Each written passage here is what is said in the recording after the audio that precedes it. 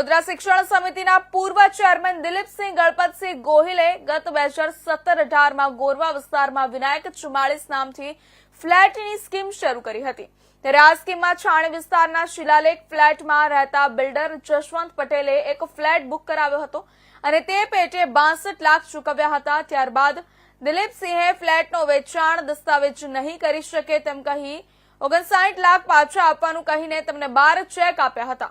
આ પૈકીનો 5 લાખનો એક ચેક બાઉન્સ થતા તેની કોર્ટમાં ફરિયાદ કરાઈ હતી, જેમાં કોર્ટે દિલીપસિંહ ગોહિલને 2 વર્ષની સાદી કેદની સજા ફટકારી ચેકના ડબલ નાણાં વળતર પેટે ચૂકવવાનો આદેશ કર્યો હતો। આમ કોર્ટે કાર્યવાહી થતા સોંપો પડી ગયો હતો અને અત્રે ઉલ્લેખનીય છે કે અગાઉ જમીન વિવાદના કેસમાં ભાજપના કોર્પોરેટર પરાક્રમસિંહ જાડેજા દિલીપસિંહ વિરુદ્ધ મેદાને પડ્યા હતા। કરોડોનું કરીને વિદેશ ભાગી ગયેલા દિલીપસિંહને રેડ કોર્નર નોટિસ બાદ ઝડપી લેવામાં આવ્યા હતા, જે બાદ તેમનું વધુ એક સ્કેમ બહાર આવતા રાજકીય મોરચે ખળભળાટ મચી ગઈ છે।